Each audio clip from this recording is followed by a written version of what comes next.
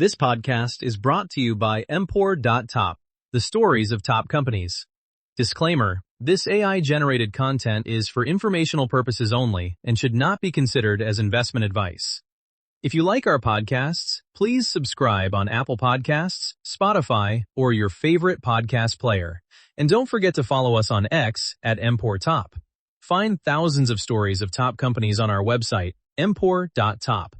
Empor.top is brought to you by HeyFin.co. Fin is a personalized junior AI research assistant for equity portfolio managers. Check it out at HeyFin.co. Biofrontera, the razor, the blade, and the war for the skin. Picture the kind of corporate event that almost never makes the news, because on the surface, nothing seems to have happened. No new drug, no blockbuster trial readout, no celebrity CEO ringing a bell. And yet, in the fourth quarter of 2025, a micro-cap dermatology company called Biofrontera Inc. did something that should make any student of business stop and stare. It changed its own chemistry. For years, Biofrontera Inc. had been a peculiar creature on the NASDAQ, an American sales and marketing engine selling a German-made skin cancer therapy, paying its German parent a punishing slice of every dollar it collected, somewhere between 25% and 35% of revenue, simply for the right to sell the product. Imagine running a restaurant where, before you pay your rent, your staff, or your electric bill, a third of every check is wired overseas to the company that owns the recipe. That was Biofrontera Inc. Its gross margins sat in the low 60s, and no amount of sales hustle could move them, because the cost of goods was structurally rigged against it. Then, in October 2025, the company bought the recipe. In a single transaction, Biofrontera Inc. acquired all of the U.S. rights, the new drug application, the patents, the manufacturing contracts, and even the personnel behind its flagship products from its former parent, Biofrontera AG. The old transfer price arrangement, that 25% to 35% bleed, was torn up and replaced with a simple earn-out. 12% of U.S. net sales of the drug up to $65 million a year, and 15% above that. By the fourth quarter of 2025, gross margin had leapt to roughly 82%. By the first quarter of 2026, with a price increase layered on top, it held at approximately 80%, against the 62% the company posted a year earlier. A company does not normally improve its gross margin by 20 percentage points in a single quarter. You can grind out 2 or 3 points by negotiating with suppliers or automating a warehouse. 20 points is not operations. It is a change of identity. Overnight, Biofrontera Inc. stopped being a tenant and became the landlord. That is the thesis of this episode, and it is a deceptively simple one. Biofrontera Inc. is no longer merely a distributor of someone else's medicine. It is now an asset owner, and it owns a business with one of the most underappreciated structures in all of medicine, a razor and blade model in a doctor's office, where the razor is a $20,000 plus red light lamp bolted to the wall, and the blade is a tube of gel that gets squeezed out, visit after visit, year after year. The question that animates everything that follows is whether that razor and blade machine can finally dethrone the reigning king of the dermatology clinic. Not a rival drug, but a habit. A can of liquid nitrogen.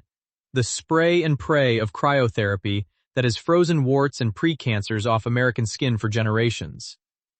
To understand how a sub-$50 million market cap company ended up holding this hand, we have to go back to a German laboratory in the late 1990s, to a professor who believed light could cure cancer, to a $1 acquisition, to a reverse stock split that nearly ended the story, and finally to that quiet 2025 transaction that rewrote the company's DNA. And we have to keep our eyes on a single date now circled on every investor's calendar.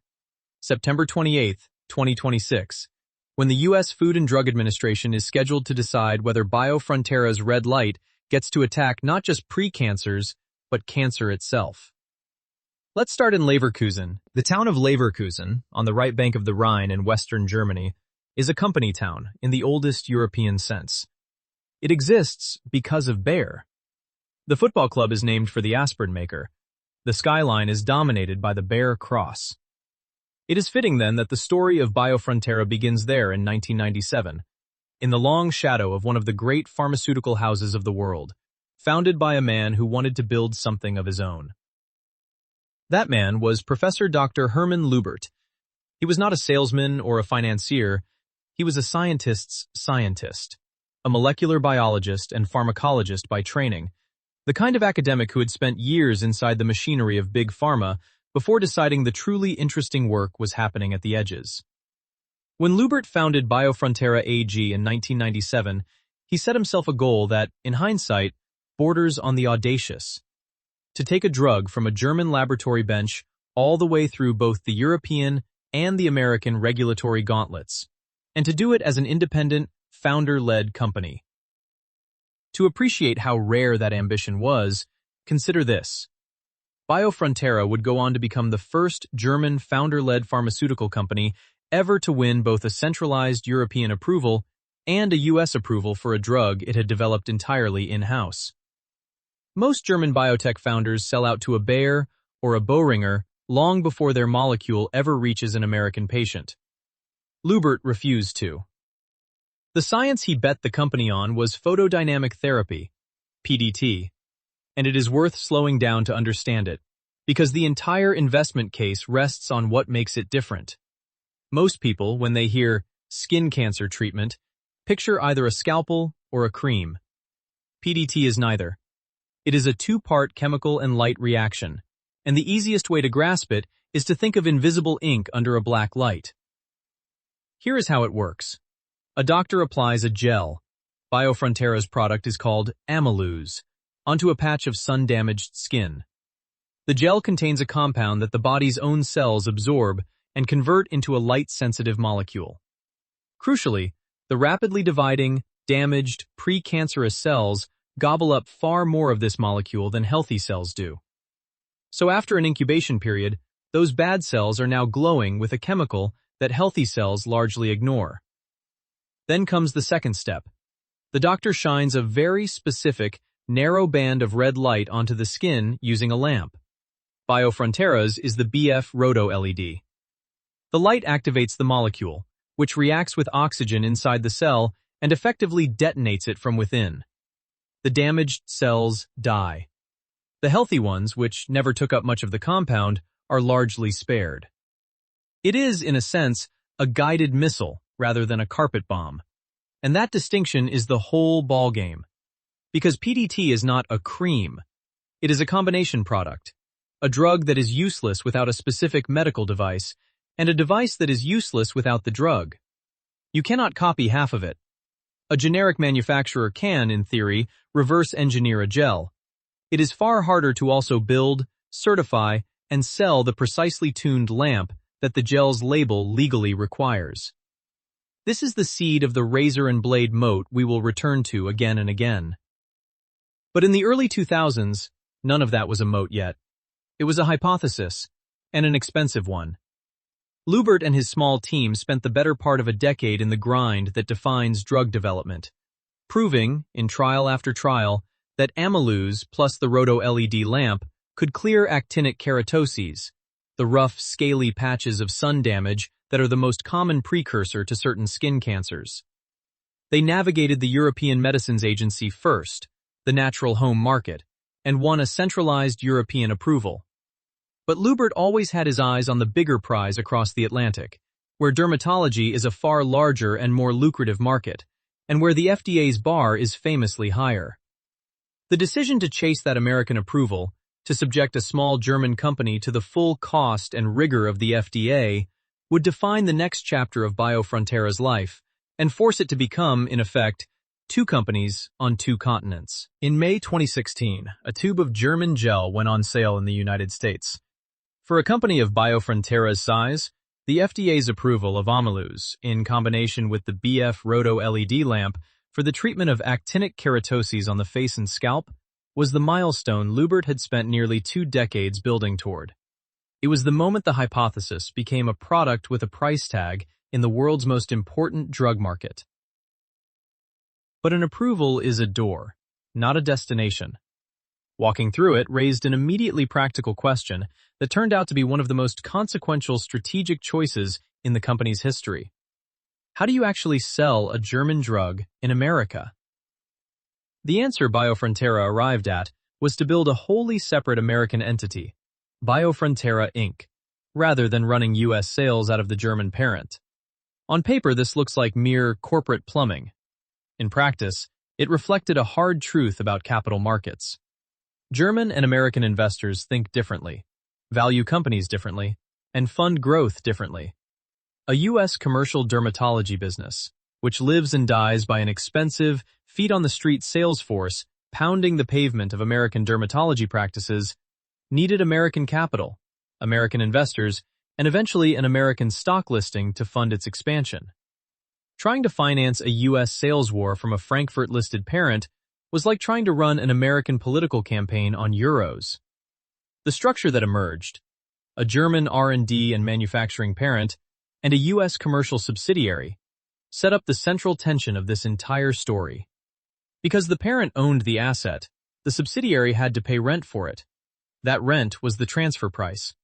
And that transfer price is precisely what would strangle the U.S. company's margins for the better part of a decade, right up until the 2025 transaction that we opened with. Now, walking through the American door, Biofrontera found the room already occupied. The incumbent in photodynamic therapy was Levulin Caristic, a product of DUSA Pharmaceuticals, which had been absorbed into the empire of Sun Pharma, Sun Pharmaceutical Industries, the giant Indian generics and specialty house. Levulin was the established player, the default PDT that American dermatologists already knew. And here, the technical story becomes a competitive story, because the two products do not use the same light. Levulin's protocol relied on blue light. Biofrontera's relied on red. To a patient, the difference is invisible. To a dermatologist treating a real lesion, it is everything. And the reason comes down to a principle of physics that is almost poetically simple. Longer wavelengths of light penetrate deeper into tissue. Blue light, sitting at the short end of the visible spectrum, scatters quickly and treats only the most superficial layers of the skin. Red light, at the long end, reaches deeper. Think of it as the difference between a flashlight pressed against the back of your hand. Under blue light, you see only a faint surface glow.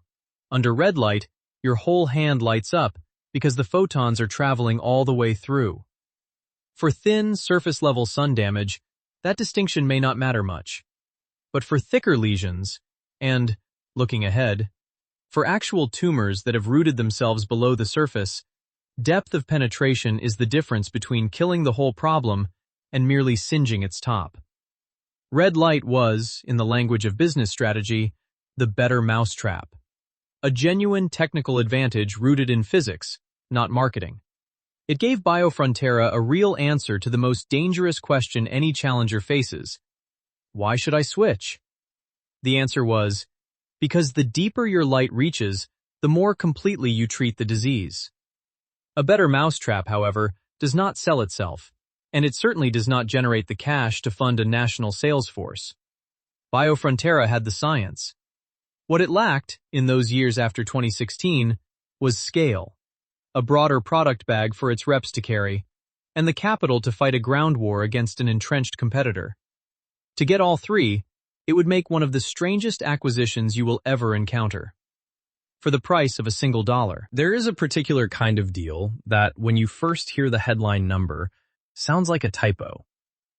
In March 2019, Biofrontera AG acquired Cutanea Life Sciences, an American dermatology company, from its Japanese owner, the Osaka-based pharmaceutical house Maruho, for a purchase price of exactly $1.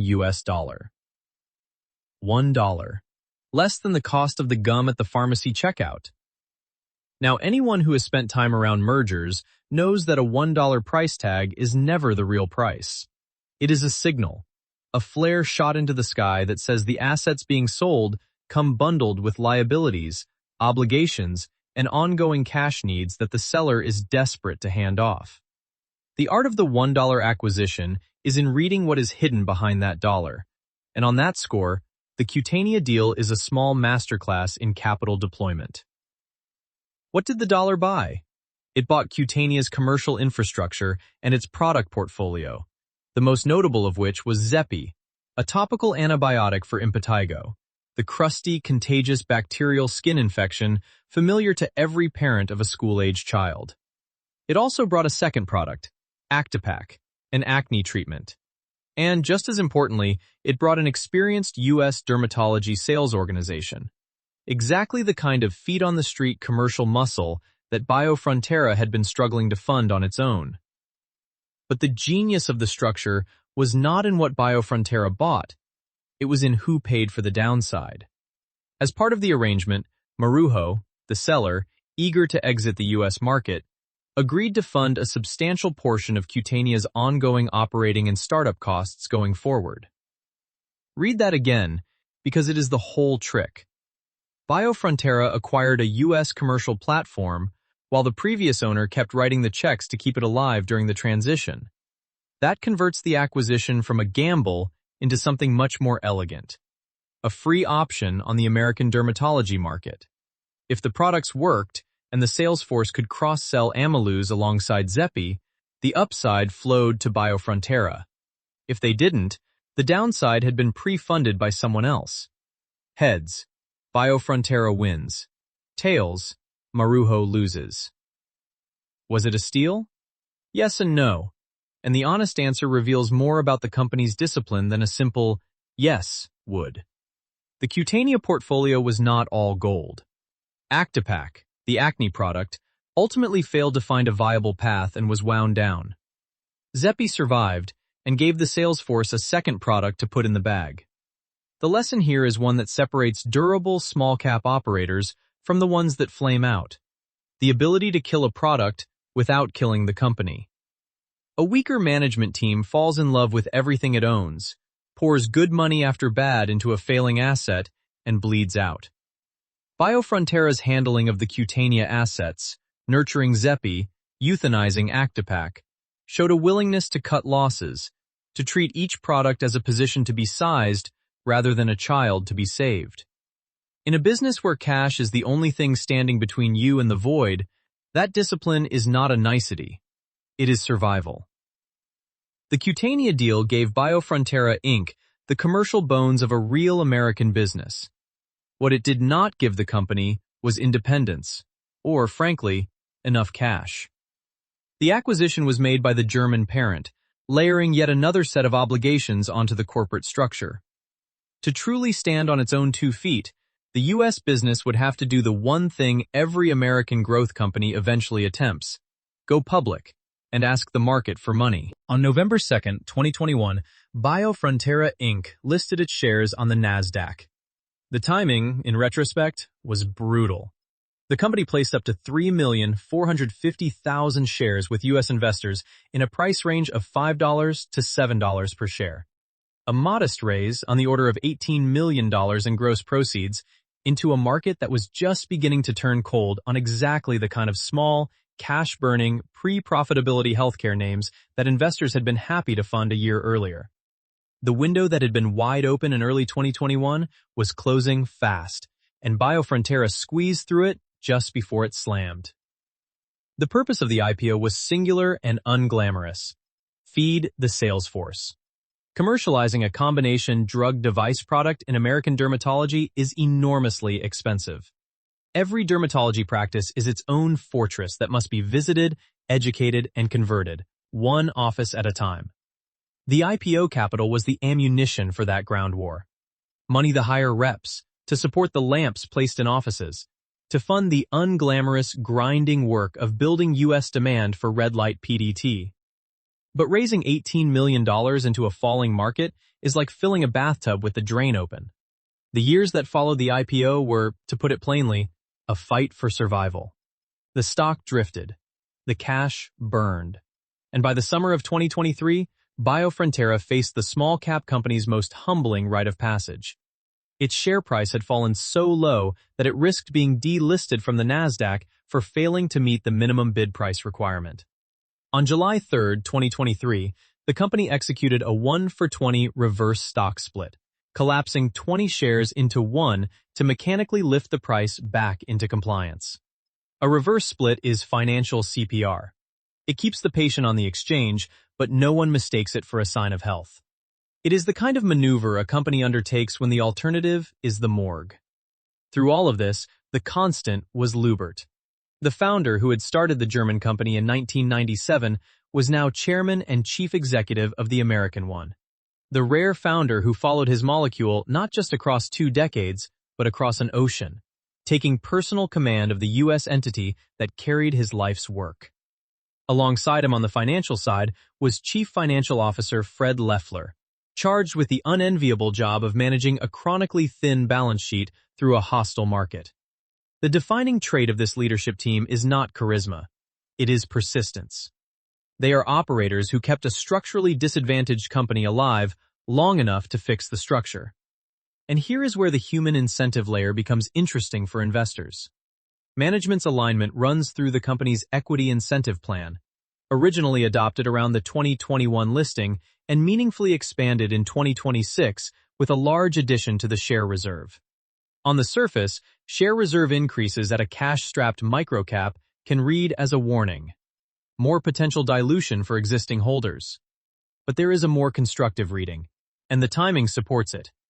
You expand an incentive pool and lock in your management with multi-year equity when you believe the prize is in sight and you want the team's hands chained to the oars for the final push toward profitability.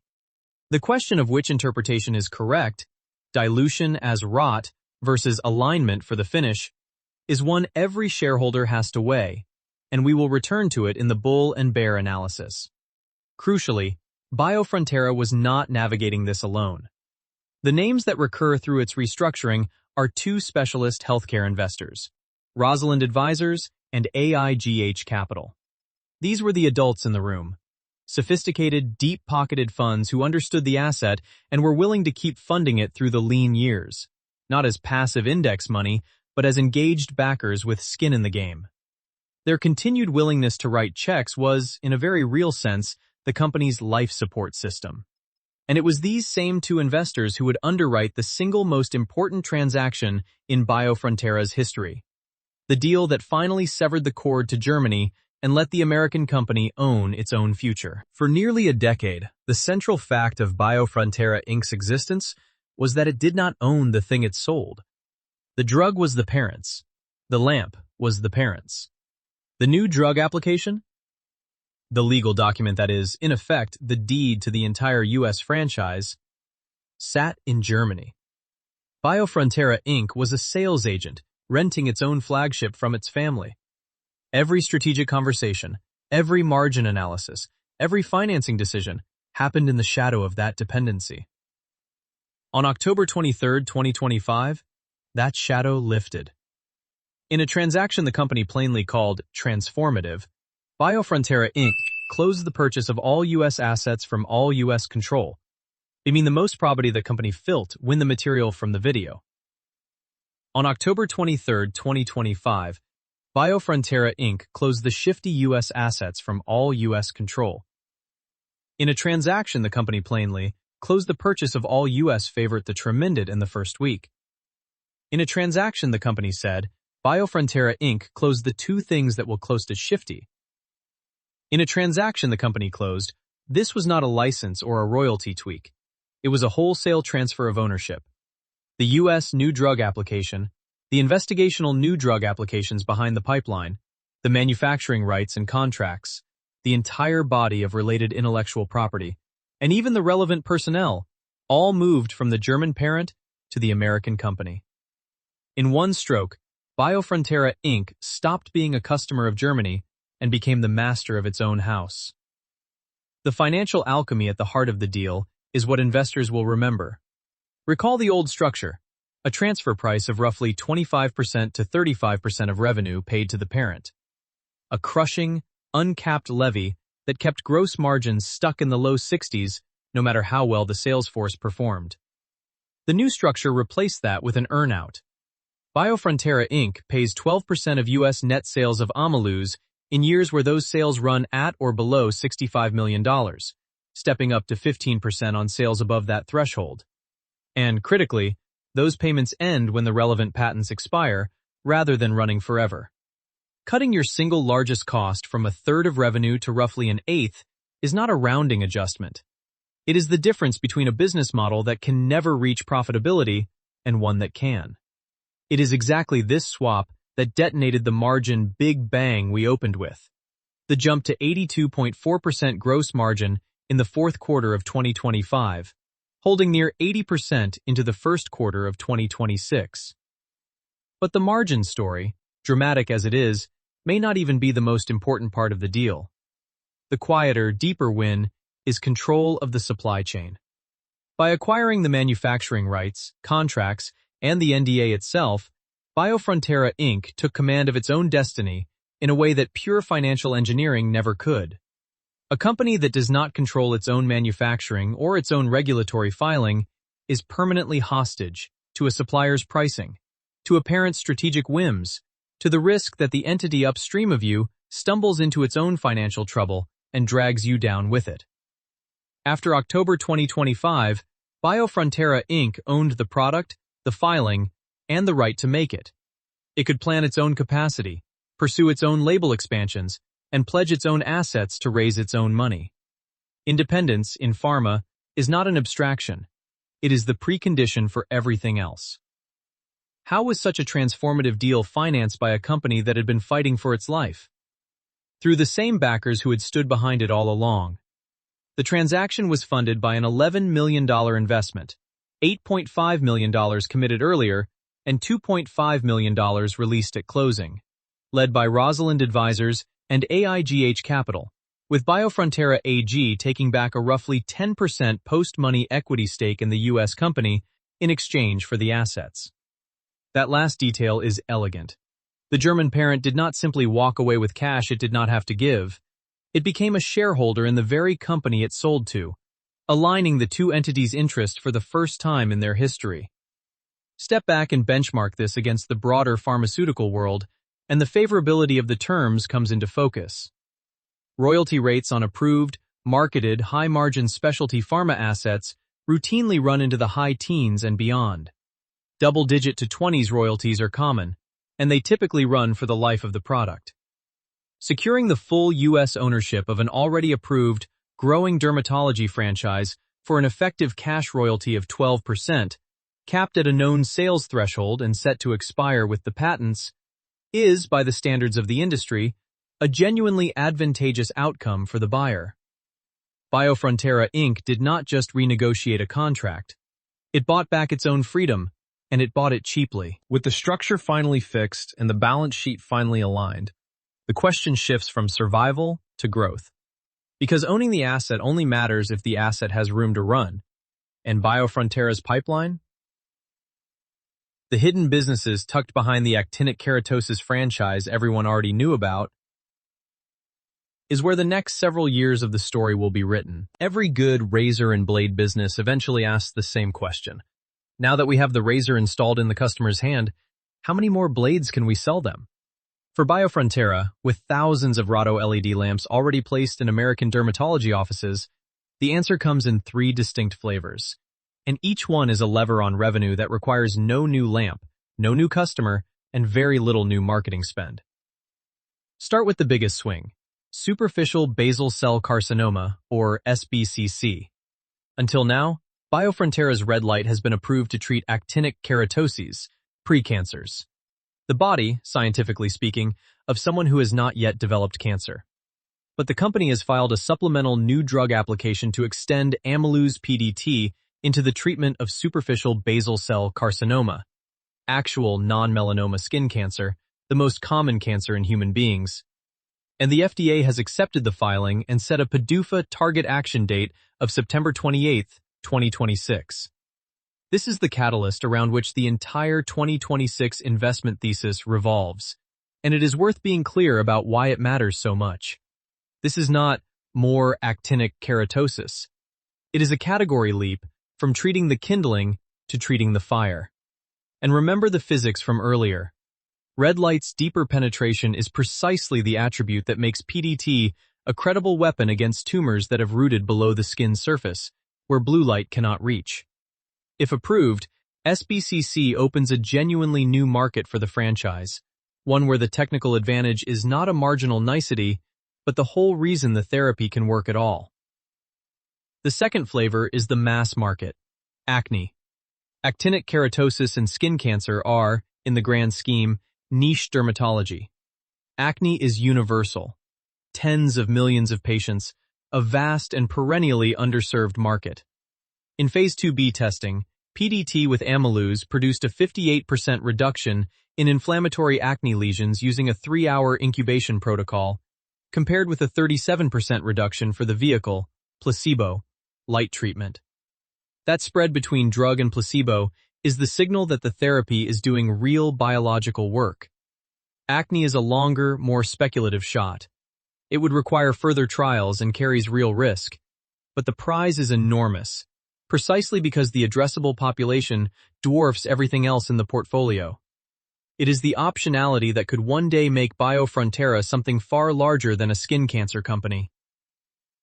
The third flavor is the most immediate, the least glamorous, and quite possibly the most underrated by the market, the 3-tube label. Here is the mechanics. Historically, a single PDT session used 1 tube of amylose to treat a defined spot.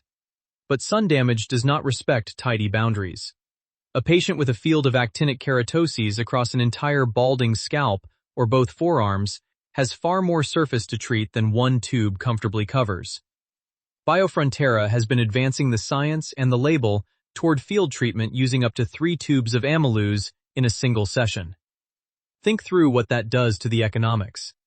The same patient, the same office visit, the same lamp, the same marketing dollar, but 3 tubes of high-margin gel consumed instead of 1.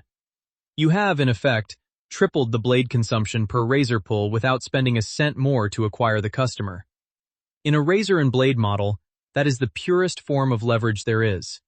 More blade, same razor, same channel.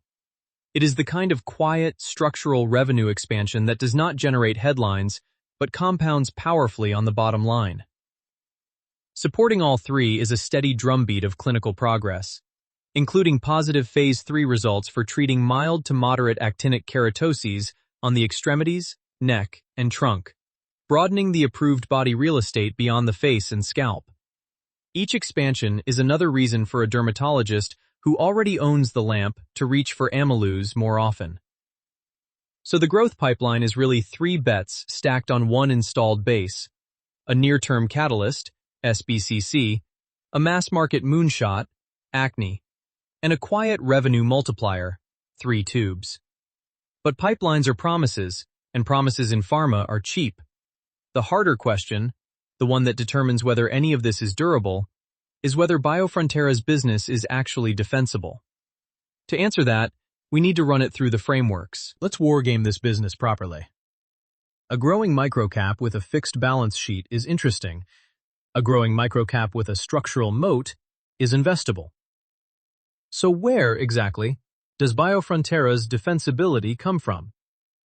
And where is it dangerously exposed? Begin with Hamilton Helmer's concept of a cornered resource, a preferential access to something coveted that competitors simply cannot get. In pharma, the canonical cornered resource is a patent, and Biofrontera's most important one protects the specific propylene glycol-free formulation of amylose, with patent protection that the company has positioned as extending into the early 2040s. This matters more than a casual reader might think. A formulation patent that runs that long means that for the better part of 2 decades, a competitor cannot simply copy the gel and undercut Biofrontera on price. The cornered resource is the reason the 12% to 15% earnout can have a defined end date tied to patent expiry. The company is paying for an asset whose exclusivity is legally fenced for years to come. In pharma, a long-dated formulation patent on an approved product is about as close to a fortress wall as the industry offers. Next, switching costs. And this is where the razor and blade structure does its real work. When a dermatologist installs a roto-LED lamp, they are making a capital commitment of roughly $20,000 and dedicating clinic space and staff training to a specific PDT system. That lamp is calibrated for, and the label legally ties it to, amylose. Once that hardware is bolted to the wall, the economic and clinical gravity pulling the doctor toward Biofrontera's gel, rather than a competitor's, is enormous. Why would a practice that has sunk 5 figures into a red light system go through the friction of switching drugs, retraining staff, and altering protocols to save a little on the blade? They overwhelmingly don't. The installed base of lamps is, in effect, a fleet of locked-in vending machines that only dispense one brand of snack. Every lamp placed is an annuity. Now flip to the threats, the Porter's 5 forces, because a moat is only as good as the dangers it holds back. The most important force here is not rivalry. It is the threat of substitutes. And the substitute is not even another drug. It is a habit. The overwhelming default treatment for actinic keratoses and many superficial skin lesions in America is cryotherapy, freezing the lesion off with a spray of liquid nitrogen. It is fast, it is cheap, it is reimbursed, and the dermatologist can do it in 90 seconds with a can they already own. Cryotherapy commands the dominant share of the lesion treatment market by most industry estimates, the large majority of these procedures. This is the real war, and it is crucial to understand who Biofrontera is actually fighting. It is not primarily battling Sun Pharma's Levulin for the small PDT pie. It is battling the muscle memory of an entire profession, the reflexive reach for the nitrogen can. PDT's pitch against cryotherapy is field treatment versus spot treatment. Freezing kills the one lesion you can see, while red light PDT treats the entire damaged field, including the subclinical lesions you cannot yet see. That is a genuinely better clinical outcome. But better has to overcome fast, cheap, and what I've always done. And that is the single hardest force this company faces. On rivalry, the direct competitor remains Sun Pharma's DUSA franchise and its blue light Levulin system. The rivalry has at times been litigious, the kind of patent and competitive friction common when a challenger with a differentiated technology pushes into an incumbent's space. Part of what the 2025 restructuring accomplished, alongside its financial benefits, was a general clearing of the decks, consolidating ownership, obligations, and liabilities under one roof, so the U.S. company could fight its battles with a clean balance sheet and clear title to its own assets. A challenger cannot wage a competitive war while its corporate structure is a tangle of cross-border obligations and unresolved liabilities. Simplifying the structure was a precondition for competing. The remaining forces are more benign.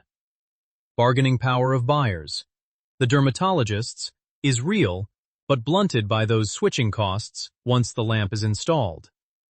Bargaining power of suppliers was, ironically, the company's single greatest vulnerability for years, because its most important supplier was its own parent, extracting a 25% to 35% transfer price. The 2025 transaction did not just lower a cost, it eliminated the most dangerous supplier power dynamic in the entire business by bringing manufacturing and the NDA in-house. And the threat of new entrants is held off by the formidable combination of FDA approval, the long-dated formulation patent, and the sheer expense and difficulty of building both a drug and a certified medical device and a national dermatology sales force simultaneously. Put it all together and you get a business with two genuine powers, a cornered formulation patent and razor and blade switching costs, pitted against one formidable substitute, the liquid nitrogen habit.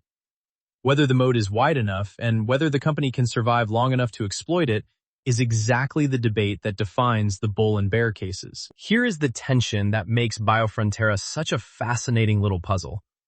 The business has, in the span of about a year, fixed the single biggest flaw in its model. And yet it remains one cash crunch away from the abyss. Both of those things are true at once, and an honest investor has to hold them simultaneously. The bull case starts with the margin transformation and never really has to leave it. A company selling a patented, switching cost-protected product at roughly 80% gross margin, growing revenue 17% year over year to $10.1 million in the first quarter of 2026, is a fundamentally different animal than the 62% margin tenant it was a year earlier. The operating leverage in that swing is the whole story. In the first quarter of 2026, the company burned essentially no cash from operations, about $70,000, against $4.1 million consumed in the prior year quarter. That is a near total elimination of operating cash burn, achieved not through brutal cost-cutting, but through the structural margin lift dropping straight to the cash line. If the company is genuinely approaching cash flow break-even on its current AK franchise alone, then everything in the pipeline, the September 2026 SBCC decision, the 3-tube field treatment expansion, the acne optionality, is upside layered on top of a business that no longer needs the capital markets to survive. And against that, the equity market has at times valued the whole enterprise at a level that looks almost incidental relative to the revenue it is now capable of producing. If Biofrontera can convert its installed lamp base and its pipeline into a $50 million plus revenue business at these margins, the gap between today's valuation and that outcome is the bull's entire thesis. The cornered patent and the razor and blade lock-in are the reasons to believe the margins are durable rather than fleeting. The bear case is shorter, colder, and impossible to dismiss. Cash. The company ended the first quarter of 2026 with $6.3 million in cash.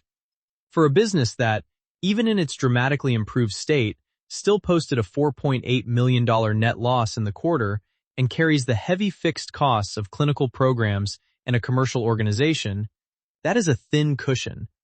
A cash runway that, on the wrong set of assumptions, can be measured in quarters, not years.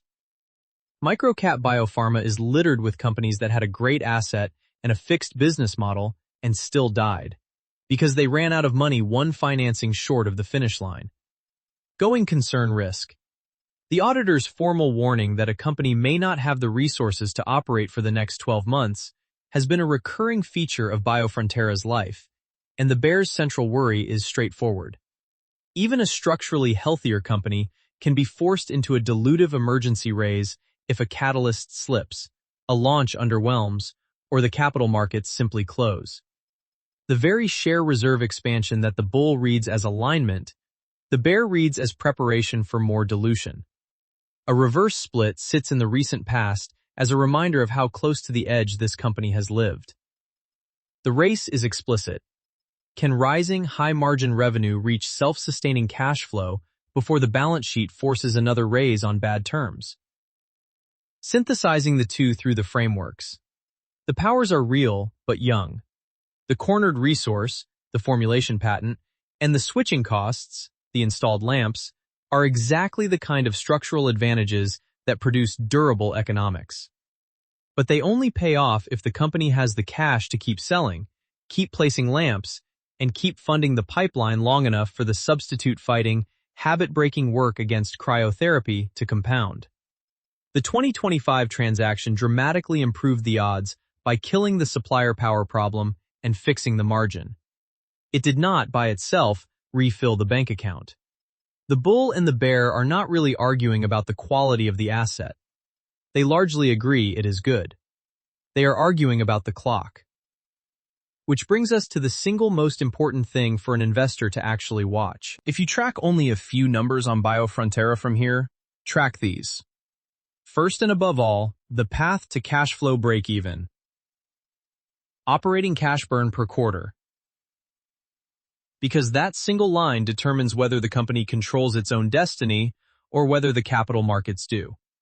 The move from $4.1 million of quarterly burn to roughly nothing is the most important thing that has happened to this business, and whether it holds is everything. Second, U.S. Amalu's net sales and units, the blade consumption metric that tells you whether the razor and blade flywheel is actually spinning, and against which the 12%/15% earnout and the $65 million threshold where the rate steps up are measured. And third, the binary event now circled in red. The September 28, 2026 FDA decision on superficial basal cell carcinoma, which will either open a genuine new cancer market for the franchise or remove a pillar from the growth story. Everything else, acne, geographic label expansions, valuation, is downstream of those three. Step back, and the deepest lesson of Biofrontera's story is a counterintuitive one about the nature of acquisitions themselves. We tend to think of M&A as buying growth, buying technology, buying customers. But the most important acquisition in this company's entire history was the one where it bought nothing new at all. In October 2025, Biofrontera Inc. acquired the rights to a product it had already been selling for nearly a decade. It bought back its own freedom from its own parent. Sometimes the highest return capital deployment available to a company is not expansion into something new, but the repatriation of something it already had. Paying to own outright the asset it had only been renting. The 20-point margin leap was not the discovery of a new business. It was the reclaiming of value that had been leaking overseas all along. And what of the bigger war? Red light versus the nitrogen can. Picture the dermatology office of 2030. In one version, nothing changes. The can of liquid nitrogen still rules, the 90-second freeze still pays the bills, and PDT remains a premium niche. In the other version, the field treatment logic wins. The recognition that freezing one visible spot while ignoring the damaged field around it is treating the symptom and missing the disease. In that office, a patient sits under a calm red glow while a precisely targeted molecule does its quiet, guided work below the surface, sparing the healthy skin the nitrogen would have blistered. That is the elegance Biofrontera is selling. Not brute force, but precision. Not freezing the visible, but illuminating the invisible. Whether the Office of 2030 looks like the first version or the second is, in the end, a question of habit versus physics. Of whether the easiest thing keeps winning or whether the better mousetrap finally gets its decade. Biofrontera spent 29 years, 2 continents, a $1 acquisition, a reverse split, and a transformative buyback earning the right to find out. Now it has a fixed business model, a defensible asset, a thin balance sheet, and a date in September. The razor is on the wall. The only question left is how many blades the world is ready to buy. This podcast is brought to you by Impor.top, the stories of top companies. Disclaimer: this AI-generated content is for informational purposes only and should not be considered as investment advice. If you like our podcasts, please subscribe on Apple Podcasts, Spotify, or your favorite podcast player. And don't forget to follow us on X at Impor.top.